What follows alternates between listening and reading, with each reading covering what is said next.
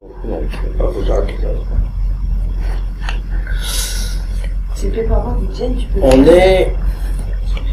est engagé dans un processus historique révolutionnaire de récupération de la culture, puisqu'ils nous l'ont piqué et on va leur reprendre. On est 40, ils sont 1 million ou 2. Ils ont le pouvoir, ils ont le système, et on va quand même... Et nous, on a les confs. Ben, on a le nombre. C'est pour ça qu'il faut que les confs se démultiplient. Comme dit Thierry Rouquet, quand tout le monde aura fait sa conf, le capitalisme sera mort, ils ont le terme. Puisque précisément, ça consiste à nous reparler et à refaire culture et à refabriquer ensemble de l'analyse de la domination. Je rappelle qu'une des définitions possibles de la culture, c'est une que j'utilise moi, elle est très simple. La culture, c'est l'ensemble des stratégies qu'un individu mobilise pour résister dans la domination. Voilà, vous avez une définition de la culture qui, moi, me convient plutôt bien. Et pour comprendre pourquoi la culture, c'est un outil de résistance, il faut effectivement remonter à la Révolution française, c'est-à-dire à la société industrielle. Alors, je ne vais pas vous faire le plan de tomate, mais ça vaudrait le coup un jour qu'on le fasse en vrai. Quand je le faisais, ça me prenait une journée environ, en formation.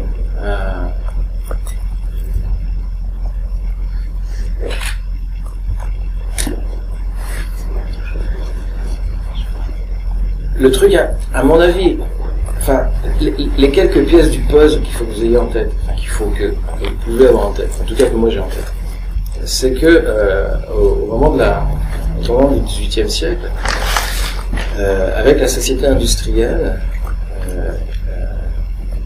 la propriété mobilière, c'est-à-dire des marchands qui s'enrichissent, mais qui ne peuvent pas avoir le pouvoir parce que la structure de la société n'est pas organisée de façon à ce qu'ils puissent l'avoir, parce que c'est l'aristocratie qui possède le pouvoir, d'accord. Alors l'aristocratie s'appauvrit considérablement, elle ne travaille pas, donc la richesse mobilière va vouloir prendre les leviers de commande et va dégager la richesse immobilière. La bourgeoisie va virer l'aristocratie. Ça, c'est pourquoi je vous raconte ça, parce que c'est assez fascinant. En fait,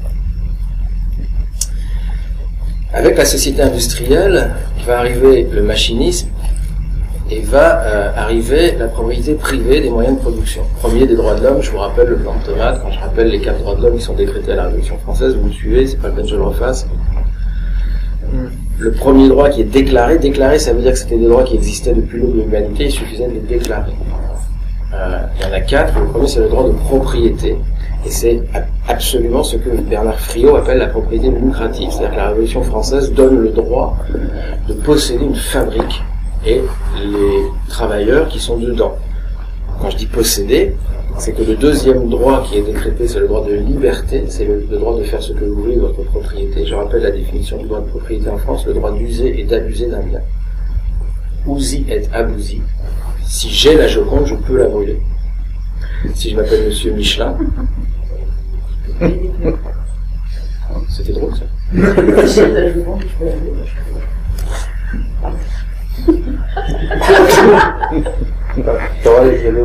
C'est quoi la richesse immobilière? La richesse mobilière, c'est que les gens, tu sais que les aristocrates ne travaillent pas, ils n'ont pas le droit, ça s'appelle déroger, d'accord. Et ils possèdent les terres, les châteaux, les trucs, etc. Et il y a, avec l'esclavage, avec le commerce, il y a une caste de bourgeois, de la bourgeoisie, si tu veux, qui va considérablement s'enrichir, qui va devenir plus riche que les aristocrates, mais qui n'ont pas le pouvoir. Ils ne peuvent rien en faire de cette richesse, si tu veux. Donc ils vont, la Révolution française, c'est une classe qui chasse l'autre, c'est tout.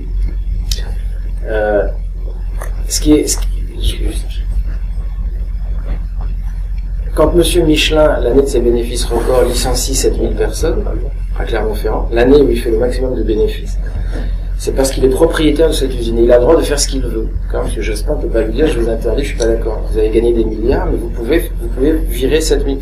D'accord? Le socialisme, c'est l'interdiction de ça. D'accord? Très simple. Le socialisme, c'est la limitation du droit de propriété lucrative et non pas du droit de propriété d'usage. Vous voyez la distinction entre propriété lucrative et propriété d'usage. Et évidemment, la droite passe son temps à nous faire croire que si on attaque la propriété lucrative, on va mettre en danger la propriété d'usage. Et donc, on vous dit, oui, mais les bolcheviks avec le couteau entre les dents, vous n'aurez plus le droit d'avoir une voiture, on va vous piquer vos chaussures, vous n'aurez pas de maison, enfin, c'est juste aberrant. Même chez Pol Pot, ils ont des casseroles, d'accord? Bon. Donc,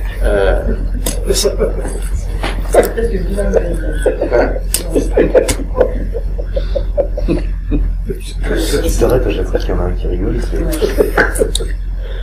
important. Vous allez avoir du mal parce que vous avez décroché dans le raisonnement, il est assez fin. La casserole, au-dessus, après la casserole. Donc, le droit de propriété lucrative est décrété à la Révolution française. Je vous rappelle, vous connaissez la définition du capitalisme qui en 3 mots, c'est le droit d'accumulation illimitée. C'est un système économique complètement aberrant, totalement contre-productif, mortifère, imbécile, mais c'est comme ça. Le socialisme, c'est la limitation de l'accumulation. Le socialisme consiste à dire on ne peut pas accumuler au-delà d'une norme qui est définie politiquement ensemble, d'accord. Collectivisation des grands moyens de production, mais pas des petits. C'est-à-dire qu'on ne va pas collectiviser la petite entreprise de menuiserie. Par contre, Vinci ne pourra pas posséder la moitié des villes de France. Et donc, ce qui se joue à ce moment-là est assez génial. C'est que vous avez le machinisme, la société industrielle qui se met en place. Vous avez des gens qui possèdent des fabriques. Et à cause du pétrole, je vous renvoie à l'autre conférence, et à cause de la machine, vous allez avoir donc ça une nouvelle classe d'individus qui émerge, qui n'existait pas jusqu'à là, qui sont les prolétaires. C'est quoi un prolétaire? C'est des gens qui sont déracinés de leur communauté, dans laquelle ils avaient une culture extrêmement forte, c'était des paysans, l'essentiel, etc. Et ils se retrouvent dans un tissu urbain avec un statut social proche de zéro, proche de l'esclave, d'accord. Si vous lisez des choses sur la condition ouvrière dans ces années-là, c'est juste totalement effrayant. Enfin, je veux dire, ils ont droit à 1 minute de petit lait, tu sais, le babeur, la flotte de lait par jour, ouais. Et ils n'arrivent pas à survivre avec ça, ils meurent, ils font 15 heures par jour. Enfin, je veux dire, c'est ça la condition ouvrière en Roubaix, dans le Nord, etc. C'est ça. Et donc ces gens-là sont des gens qui n'ont plus de culture. C'est-à-dire que c'est pour ça que la question culturelle se met en place à ce moment-là, elle est absolument centrale. C'est-à-dire qu'ils n'ont plus de repères identitaires, communautaires, tout ça, ce qui fait la culture, quoi, je veux dire, et ils se retrouvent dans un espèce de magma qui est la condition prolétaire. Et c'est le premier temps de l'éducation populaire, c'est qu'ils vont se poser des questions de nature culturelle, c'est-à-dire ils vont se demander qui ils sont, ce qu'ils sont, quelles sont leurs valeurs, quelle est leur condition. Ça commence avec Karl Marx et son fameux questionnaire qu'on réutilise jusque ici sur les enquêtes de conscientisation, c'est-à-dire qui sommes-nous, enfin qu'est-ce que vous vivez concrètement, comment est-ce que vous vivez, c'est quoi votre vie, c'est quoi, etc., etc. Quand tu dis qu'ils n'ont plus de culture, c'est qu'en fait ils viennent du monde rural, paysan, et en vivant en ville, c'est ça que ça veut dire. Ils sont acculturés. Quand tu dis il n'y a plus de repères, déculturation. Ça veut dire que en fait, là, je suis en train de vous faire les 5 temps de l'éducation populaire et vous expliquer qu'on est en train, nous, de nous inscrire dans le 6e, qui est la reconquête du culte. Le premier temps de l'éducation populaire, c'est très simple, c'est la dimension culturelle du mouvement ouvrier. La dimension, ça veut dire que l'éducation populaire n'existe pas en tant que telle, elle s'appelle pas comme ça, d'accord. Condorcet en a vaguement parlé quand il a dit qu'il fallait faire de l'éducation politique des adultes, d'accord. On a laissé tomber le truc très vite. Et donc vous avez toute une classe, vous avez des millions de gens, si tu veux, qui sont des prolétaires qui vivent dans des conditions épouvantables, qui se posent des questions, qui ont des discussions de nature culturelle. Par exemple, une des grandes questions qui traverse le mouvement social à ce moment-là, le mouvement social et le mouvement ouvrier à l'époque veut dire la même chose, c'est une question qui est amusante à entendre aujourd'hui, c'est faut-il mettre nos enfants à l'école de la bourgeoisie? C'est-à-dire que quand Jules Ferry, qui est la pire ordure qu'on ait connue depuis longtemps, hein, Jules Ferry, école laïque, mon cul, enfin je veux dire, écoutez les conférences de Guillemin sur Jules Ferry, vous allez vous marrer 2 secondes. Et donc, quand Jules Ferry met en place l'école, d'accord, soi-disant public laïque obligatoire, dans laquelle il est expressément dit que le but c'est la soumission des prolétaires, c'est qu'ils doivent apprendre la résignation, c'est qu'ils doivent apprendre à respecter les riches, etc., etc. Les ouvriers se posent la question d'envoyer leurs enfants, et a priori ils refusent. On ne veut pas mettre nos enfants dans cette école-là, puisque les valeurs qu'on va leur transmettre ne sont pas celles que nous on veut défendre. Vous imaginez aujourd'hui si les ouvriers se posent la question de savoir s'il faut ou non envoyer leurs enfants à l'école de la bourgeoisie. Donc vous voyez bien ce qui a été perdu depuis en termes de conscience culturelle de classe. Tu peux redire le premier mouvement, tu l'as nommé. La dimension culturelle du mouvement ouvrier. Merci. La dimension. Pourquoi la dimension? Parce que à ce moment-là, ça ne se parle pas comme éducation populaire. c'est une dimension, si vous voulez, c'est un ensemble c'est toute une période qui va de 1850 au début du XXe siècle, si tu veux, où des tas de questions se posent sur qui sommes-nous, qu'est-ce que nous voulons, comment nous organiser. C'est le début des coopératives ouvrières de production, par exemple, où on dit on veut plus de patron, on peut s'organiser sans eux. Enfin voilà, c'est-à-dire que c'est un système où la classe ouvrière se pose des questions de nature culturelle sur son type d'organisation. Ça va, au tournant du siècle, ça va donner naissance à un deuxième temps, enfin si on peut s'amuser comme ça, de l'éducation populaire, qui cette fois-ci n'est plus une dimension comme ça transversale, invisible, etc., devient une organisation visible et nommée comme telle. C'est-à-dire qu'on va avoir, à partir de 1901, grosso modo 1905, tous ces trucs-là, on va avoir des gens au sein du mouvement ouvrier dont ça devient le métier. C'est-à-dire une fonction d'éducation populaire, et ça se nomme comme ça. C'est-à-dire des gens qui vont se poser des questions d'éducation ouvrière, qui vont faire des universités populaires pour comprendre l'économie, qui vont, etc., etc. Ça devient des spécialistes, je sais pas comment dire, d'accord? Et donc, d'une dimension de l'éducation populaire, on passe à une branche du mouvement ouvrier. Ça va jusqu'à là? Ça, c'est bien.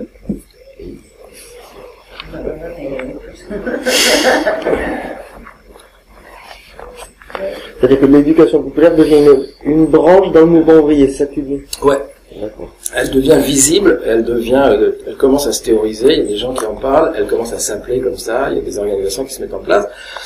Et grosso modo, ce mouvement-là, il va monter jusqu'à la guerre.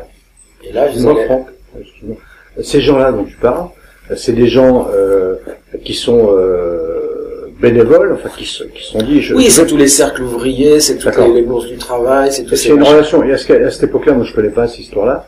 Parce qu'à cette époque-là, il y a des syndicats, il y a une relation au syndicat. Comment ça se passe? C'est le moment où le syndicat commence à se mettre en place, juste un peu avant ça, 1885, etc. 1901, c'est la loi de liberté associative, qui est une loi qui va permettre précisément que émerge, si tu veux, ce qui jusqu'à là était interdit. Les coalitions ouvrières étaient interdites. L'appel à cesser le travail était puni de 25 années de prison. Et donc vous avez effectivement, pourquoi Waldeck, Rousseau donne le droit de grève, le droit pourquoi il donne ça, c'est à hurler de rire. Enfin, c'est génial. Moi, je m'éclate. Le droit d'association, le droit d'association, mais avant, il y avait l'autre. Et donc, mais peu importe ça, on va pas faire d'histoire. C'est juste qu'on arrive aux 5 ans. Donc, vous voyez un peu la dimension culturelle du mouvement ouvrier. Elle se spécialise un peu et elle va s'organiser sous forme de tout un tas d'associations et notamment d'associations de culture populaire, d'accord, UPCP. Et d'associations de loisirs, parce qu'arrive évidemment avec 36 les congés payés la question des loisirs, donc vous commencez à avoir la jeunesse au plein air, les machins, etc., etc. Vous avez du ciné-club, vous avez tout un tas de trucs comme ça, et donc ça va monter comme ça, cette espèce de spécialisation des questions d'éducation ouvrière, ça va monter jusqu'à la guerre. Et à la libération, le troisième temps de l'éducation populaire, vous avez une institutionnalisation dans l'appareil d'État. Donc c'est tout simplement, ça c'est ce que je raconte, c'est la direction de l'éducation populaire qui va donner jeunesse et sport, etc. Mais vous voyez tout doucement le truc se pervertir, vous suivez, enfin, vous voyez bien comment. Bon. Donc l'institutionnalisation dans l'appareil d'État, cette fois-ci on va avoir une direction de l'éducation populaire dans l'État, dans un ministère, d'accord? Même si après elle va s'appeler jeunesse et sport, peu importe, l'appareil d'État reprend le truc. Et il le reprend après la guerre, à un moment où, effectivement, le Parti communiste est à 25%, il est armé, où on arrache les lois sociales, on arrache les conventions collectives, c'est plus le patron qui décide des salaires, où on arrache la sécurité sociale, d'accord? Donc même cette institutionnalisation, elle est dans une optique qui est une optique d'émancipation populaire, ouvrière, on est d'accord, c'est pas encore... J'ai juste un point technique, parce que comme là ça va vite, tout ça, on aurait tendance à voir en plus. Ouais. Il y a le bouquin de Caceres que j'ai amené sur le feuilleté, qui peut être encore trouvable, je pense. Je pense qu'il parle pas mal de tout ça. Et puis évidemment la thèse sur le site, si vous voulez à un moment donné aller dans toutes ces précisions, de lire une centaine de pages, voire 200 sur cette question-là. La thèse avec ça. Ouais. Mais en fait, je voudrais pas qu'on rentre dans les détails, si tu veux, on s'en fout de Pelloutier et des bourses. Je veux dire, ce qui est intéressant, c'est de comprendre comment le truc je l'ai pas relevé, t'as vu, comment le truc change. Le quatrième temps de l'éducation populaire, ça va être la transformation de l'éducation populaire en animation socioculturelle. Là, l'éducation populaire est morte à ce moment-là. morte et enterrée. C'est donc au tournant des années 60 où on va donner à tous les mouvements d'éducation populaire qui sont encore des mouvements, on va leur donner des locaux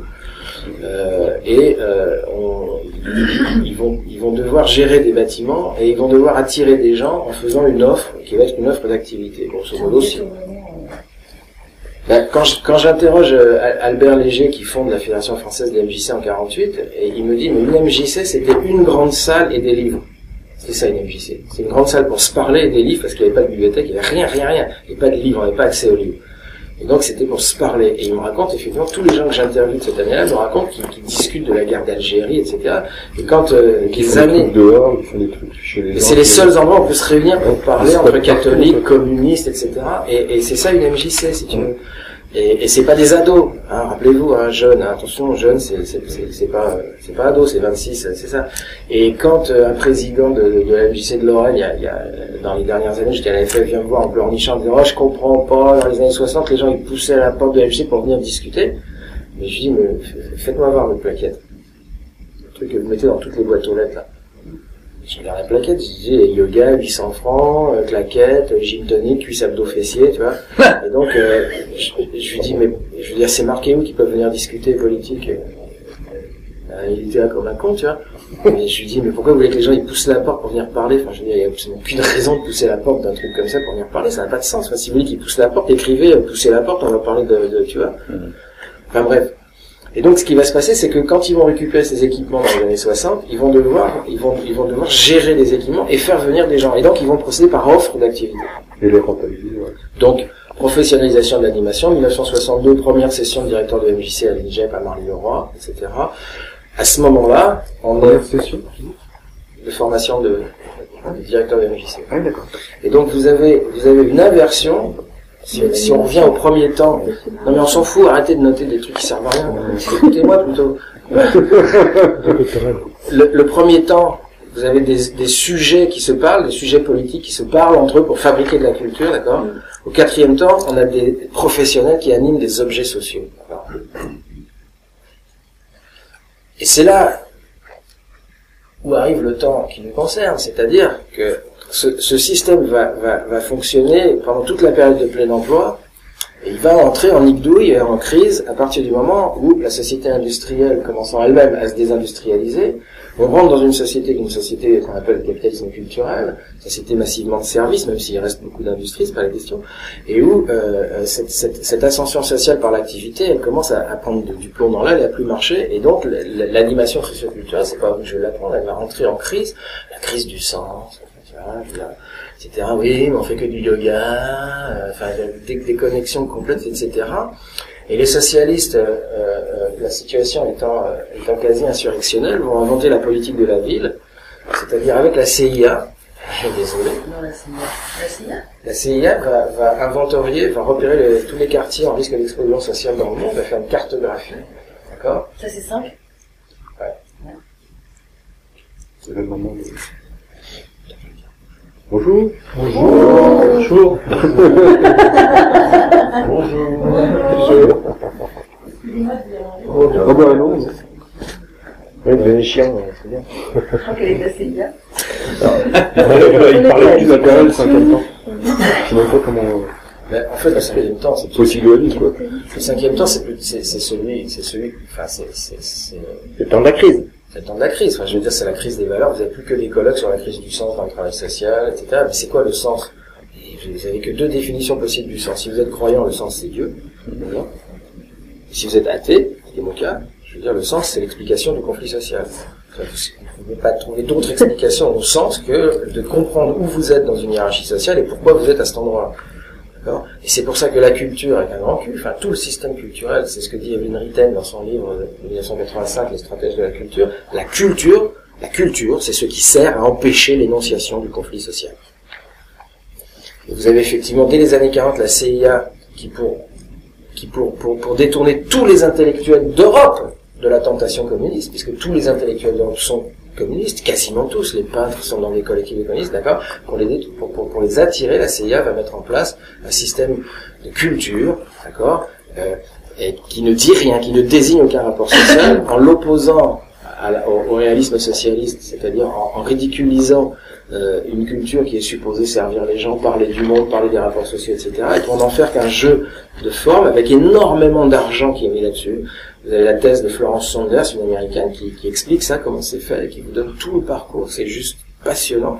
Ils inventent l'art contemporain, et effectivement, ça va marcher. C'est-à-dire que les artistes, flattés, si tu veux, d'avoir le droit de se tripoter la nouille en faisant des trucs qui n'ont plus aucun danger, qui sont rigolos, qui sont plus que des purs jeux de forme, c'est ça la démocratie. C'est-à-dire que la preuve, enfin, je veux dire, l'assimilation entre liberté totale de faire ce que je veux sans que ça soit instrumenté pour la société, et en face à une forme d'art, si tu veux, d'action artistique qui essaye de parler du monde, etc. Ça va fonctionner. Le système culturel va totalement dépolitiser toute l'intelligentsia européenne, toutes les élites, tous les intellectuels, pour les emmener dans un combat totalement débile qui s'appelle la culture, qui est un jeu de transgression permanent et jamais de subversion. Une transgression, c'est le contraire d'une subversion. Faire pipi par terre, ça fait pas peur aux MEDEF. Et donc, on voit bien comment le système culturel, je vous le fais un petit peu vite, mais on voit bien comment ce qu'on appelle la culture, c'est un système de dépolitisation totale de la société, c'est-à-dire jusqu'au point où culture ne veut plus dire culture. Alors, c'est là où l'éducation populaire, on se dit, on va reprendre ça, on va reprendre la culture, on va reprendre le problème à la base, on va remettre des gens à se parler de ce qu'ils vivent dans la domination, à l'analyser ensemble et à refabriquer la culture avec ça. On va même leur baiser la gueule, parce qu'on va même utiliser des moyens comme du faux théâtre ou des trucs comme ça. Je dis ça pour Juliette. Et donc, on est nous dans ce moment-là, dans cette, comment je dirais, dans cet acte-là, je sais pas comment dire ça. C'est-à-dire, quand on fait ce qu'on fait, quand on fait une conférence gesticulée, me semble-t-il, on est en train de dire, je vais refaire de la culture, on va se reparler de choses qu'on vit concrètement, on va analyser de la domination, on va démonter les rapports sociaux, on va, etc., etc. Ça va pour cette espèce de... Ouais, c'est bien. Ouais, je suis bien. Introduction. Quiz historico machin. Le cinquième temps, tu situes 85. Pour moi, c'est ça. En gros, c'est le moment où les socialistes vont inventer la politique de la ville comme dépolitisation totale de la lutte des classes dans les quartiers populaires.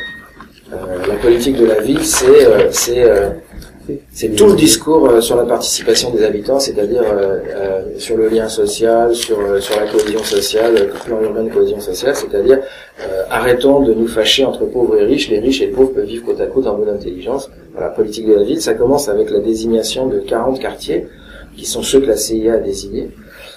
Et puis ça va devenir 400 quartiers très rapidement, les quartiers en DSQ, puis ces quartiers vont devenir 600 quartiers, les quartiers en DSU.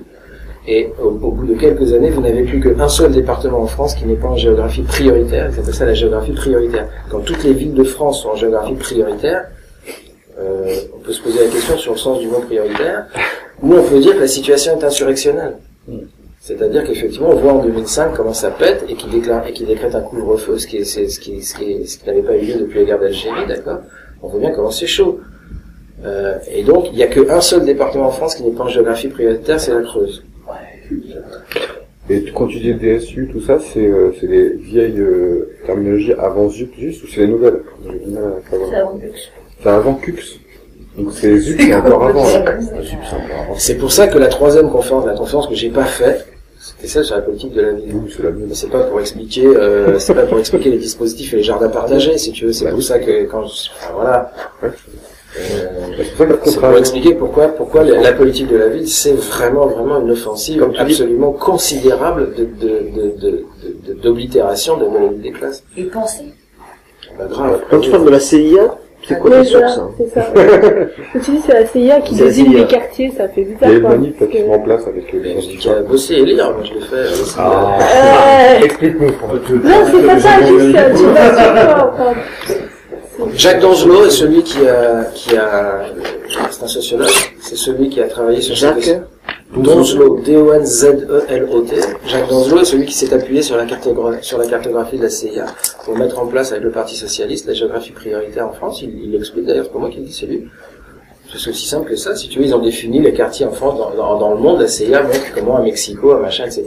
Et donc, il y a une cartographie, si tu veux, des quartiers en risque d'explosion sociale qui est faite. Mais la CIA fait pas que tuer d'installer des dictateurs. Elle fait un travail aussi sociologique, culturel. C'est elle qui finance tout l'art contemporain en Europe. Enfin, et sur Arte.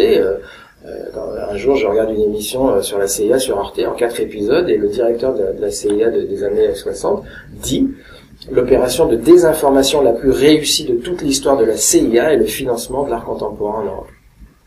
C'est lui qui le dit, c'est le directeur de la CIA. Je disais, voilà mes sources. C'est sur Arte, ça doit se retrouver, enfin voilà. Alors moi, si tu veux, quand les gens me disent théorie du complot, tout ça, bon, ça me fatigue, si tu veux, parce que voilà. C'est pour ça que je réponds un peu méchamment. C'est pour ça qu'on lisez des bouquins, quoi. Tu vois, ça me fait chier à la fin d'être un complotiste, tu vois. Oh, mais c'est bon. Non, mais Juliette et moi, c'est une vieille histoire, en fait.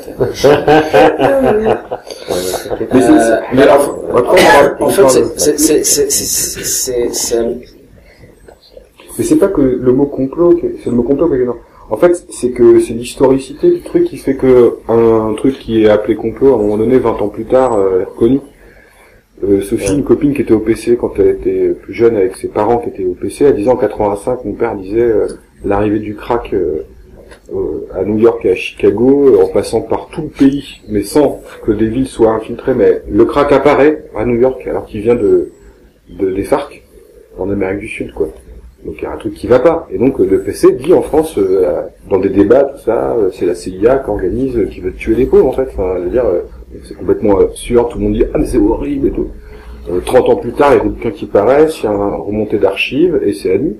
C'est-à-dire qu'aujourd'hui, on admet dans l'histoire de la civilisation américaine qu'il y a eu des négociations entre la CIA et les FARC pour dire ne nous emmerdez pas sur les dictatures qu'on met en place en Amérique du Sud, puis on laisse passer un peu, par contre vous ne demandez pas tout le pays et vous ciblez certains quartiers.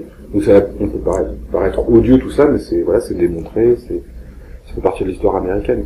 Donc c'est ça qui est hallucinant, c'est le temps que ça prend, 10-20 ans. Et juste pour Donzelot, moi ce que je trouve fou, c'est que Donzelot, quand il écrit, il y a 20 ans, je sais plus à quel moment, c'est pas du tout un intellectuel, hyper reconnu, universitaire. C'est un sociologue de gauche. Voilà. Et lui, il écrit l'invention du social. Et quand tu lis l'invention du social, sa théorie de l'invention du social, c'est pas une théorie, c'est même, il prouve comment le social est né. Il y a 2 siècles, le mot social est aussi tout ce que ce champ-là, on aurait pu dire, putain, mais il est taré, ce mec, enfin, il est dans la théorie du complot, parce que, lui dit, ça naît d'un pacte entre, en gros, les forces populaires qui veulent prendre le pouvoir, et puis les bourgeois qui veulent garder leur pouvoir, et donc il y a une sorte d'accord tacite, ou plutôt explicite, entre les 2 forces, qui dit, vous avez le droit d'être libre politiquement, c'est-à-dire les ouvriers, vous allez pouvoir vous organiser dans la société au niveau politique, mais vous nous laissez l'économie. C'est-à-dire, laissez-nous la propriété des moyens de production, et donc, le seul endroit, finalement, où on ne pourrait pas être libre, c'est à l'usine. Voilà, à l'usine, pour être grossier. Et en échange de ça, on va vous aider à vivre mieux cette situation. Donc on crée le social, les aides sociales, le travail social, pour que les gens vivent mieux leur vie. Et ça marche, parce que, faut arrêter de dire, évidemment que ça marche, on vit mieux aujourd'hui qu'il y a 200 ans. C'est par le social qu'on vit mieux. Mais l'invention du social, elle est pensée comme ça. Alors ce type de compromis, enfin ce qu'on appelle les compromis social-démocrates, sur la question culturelle qui nous intéresse, parce que pour moi, enfin la question culturelle, c'est vraiment le combat. Parce que c'est un problème de changer les représentations dans l'esprit des gens. Enfin, c'est ça, tu vois. Les communistes ont une responsabilité absolument écrasante dans l'abandon de la culture ouvrière en 1934. Au moment où il y a un front commun antifasciste qui se met en place à cause de la montée de l'extrême droite qui essaie de renverser l'ordre républicain, les communistes, qui sont toujours des gros stratèges dès qu'il s'agit de faire des fronts communs, si tu veux, veulent récupérer la direction du bousin et vont déclarer qu'il n'y a pas de culture ouvrière, qu'il n'y a qu'une culture universelle qui a été confisquée par la bourgeoisie et qu'il faut la rendre au peuple. Donc ce paradigme inverse à 180 degrés, abandonne littéralement le peuple en disant il n'a pas de culture. En fait, il n'y a qu'une seule culture, Antigone, Échille, elle est universelle. Elle a été confisquée par la bourgeoisie, nous allons la rendre au peuple. D'où le paradigme de la démocratisation culturelle qui se met en place avec le héros, le mythe de Jean Vilar, celui qui fait venir les ouvriers pour écouter des pièces de Corneille, tu vois, et alors ils ont le droit de se déshabiller à l'entrée, ils mettent leurs beaux vêtements, enfin tu vois, etc., etc.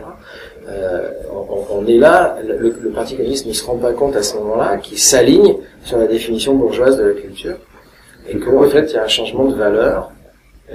Tu dis ils font ça en 34, mais parce qu'ils veulent récupérer la direction du Front commun antifasciste, des intellectuels. En fait, t'as tout un front commun d'intellectuels qui se met en place, et le Parti communiste veut être leader de ce truc-là, veut pas le laisser. Et donc ils vont développer toute une argumentation, si tu veux. Ça c'est la première, j'ai envie de dire erreur, mais enfin, en tout cas, c'est la première décision qui va peser très lourd dans la question qui nous occupe nous ici, c'est qu'est-ce que c'est que la culture, qu'est-ce que c'est que l'éducation populaire, est-ce que c'est un moyen de combattre le capitalisme à propriété lucrative, ou est-ce que c'est seulement un moyen de s'épanouir et d'être, tu vois, et la deuxième, ils vont en mettre une couche au congrès d'Argenteuil en 65, en déclarant que l'œuvre d'art est inquestionnable, et que le Parti communiste ne s'autorise pas à avoir le moindre regard sur la production des artistes. Les artistes, en gros, sont souverains, ils ont le droit de faire ce qu'ils veulent.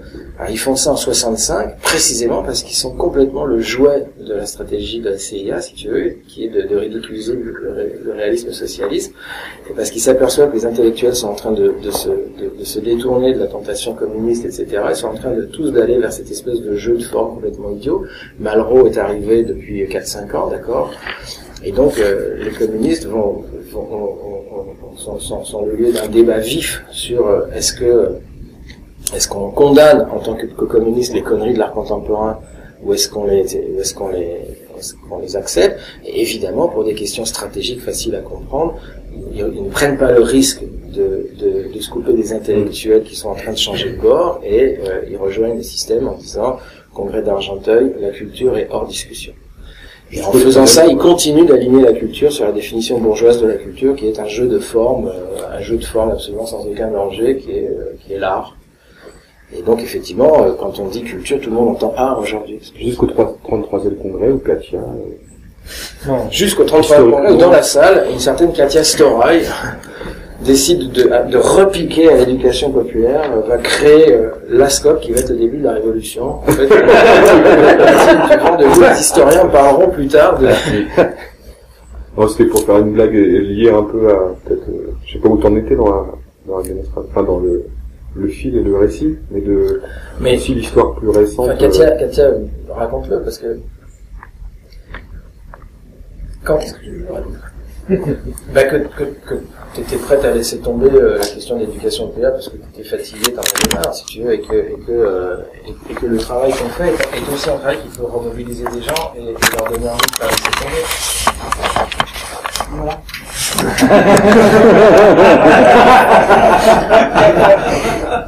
Mais exactement. En fait, on a prévu de nous après raconter effectivement les scopes et tout ça. Mais tu sais, on avait dit que tu pouvais faire le lien entre ça et quand j'ai raconté l'anecdote, parce que je dois peut-être de le faire, mais quand je dis on sait jamais ce qu'il y a dans la salle quand on fait une conférence de studio, on sait pas ce qu'on peut. C'était amusant de penser que quelqu'un va remplir les trucs, va s'organiser pour monter une coopérative atelier, etc. Et c'est juste une des participantes de la salle. C'est rigolo. Donc on va t'interviewer.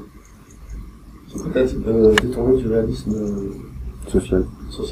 Ben, moi, quand je vais avec mes valises au ministère de la Culture, avec mes 1200 MJC sous le bras, et que je leur présente des actions culturelles qui ont du sens, c'est-à-dire des actions culturelles où des MJC essayent de faire du théâtre pour parler de la situation des Sénégalais sur le quartier à Saint-Dié-des-Vosges, des trucs comme ça, et je me fais pourrir, mais vous pouvez pas imaginer comment j'ai été méprisé dans ce ministère, parce que les gens me disent, mais vous instrumentez l'art. Vous mettez l'art au service du social, ça c'est pas possible. Si vous faites ça, c'est plus de l'art. L'art ne peut avoir que lui-même pour objet. Ce qui est juste totalement aberrant. Fasciste. De l'art qui ne parle de rien, qui ne parle pas des gens, qui ne parle pas des rapports sociaux. C'est la victoire du capitalisme, c'est la défaite absolue du socialisme. Le socialisme ayant été ridiculisé sous le truc du réalisme socialiste, enfin c'est aberrant. Enfin, je veux dire, le travail culturel qu'on fait l'Union soviétique, etc., en matière de cinéma, en matière de tout ça, est juste ce qu'on a fait de mieux dans le domaine. On n'a jamais fait mieux, si tu veux. C'est facile de représenter des tableaux où on peint des ouvriers en train de manier du charbon, d'accord. Ça existait aussi, oui. Mais comme si nous, c'était pas... Alors, il y a une conférence gesticulée que vous connaissez pas, parce que finalement, elle n'a pas eu lieu. C'est un mec sur l'art contemporain qui montre que il propose d'appeler ça, l'art contemporain, le réalisme capitaliste. C'est-à-dire de montrer que c'est bien un endoctrinement idéologique, qu'il est aussi ridicule que le réalisme socialiste, et qui vend de l'idéologie capitaliste en permanence, précisément. Bon, mais là, on s'éloigne. Ce que je voulais dire par là, c'est que cette longue introduction sur ces points pour essayer de situer l'enjeu culturel, et pour dire que l'éducation populaire, c'est du travail de la culture dans la transformation sociale et politique. C'est ça la définition qu'on avait accouchée. En gros, qu'est-ce qui se passe pour que vous créiez la première SCOT, ou déjà la recherche-action Ah ça, oui, non, oui. Je voulais d'abord dire comment on a... D'accord. Non, mais c'est pas... C'est ça, si tu veux...